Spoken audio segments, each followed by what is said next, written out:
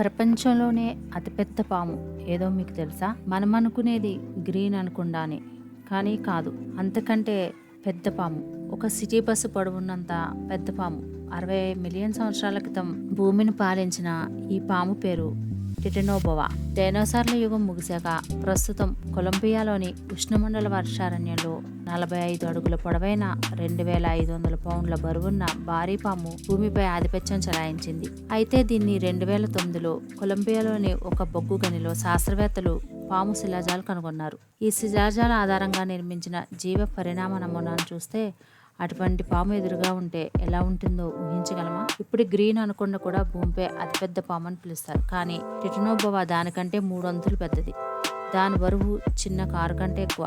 టిటనోబోవా ఒక్కటే కాదు, 13 అడుగుల మొసళ్ళు, 8 అడుగుల తాబేళ్లు కూడా అదే కాలంలో ఉండేవి. డైనోసార్లు కనుమరుగైన తర్వాత క్షీరదాలు ఇంకా చిన్నవిగా ఉండగా టిటనోబోవా మాత్రం ఈ ప్రాచీన ప్రపంచానికి రాజులా నిలిచింది. వేట కోసం ఇది చెట్లపై కాకుండా నీటి దగ్గర దాక్కుని ఉండేది. ఒక్కసారిగా దాడి చేయడం దీని ప్రత్యేకత. ఇది చేపలను, మొసలను తినేది. కానీ ఈ పాము ఎందుకు అంతరించిపోయింది? శాస్త్రవేత్తల అభిప్రాయం ప్రకారం భూమి చల్లబడటం ప్రారంభించడంతో టిటనోబోవా లాంటి భారీ జంతువులకు అనుకూల పరిస్థితులు లేకుండా పోయాయి. తర్వాత చిన్న క్షీరదాలు పరిణామం చెందుతూ మనం ఇప్పుడు చూస్తున్న వైవిధ్యమైన జీవ ప్రపంచం ఏర్పడింది. ఇప్పుడు ఒక ప్రశ్న, ఇలాంటి పాము మళ్ళీ వస్తుందా? శాస్త్రవేత్తలు చెప్తున్న సమాధానం లేదు.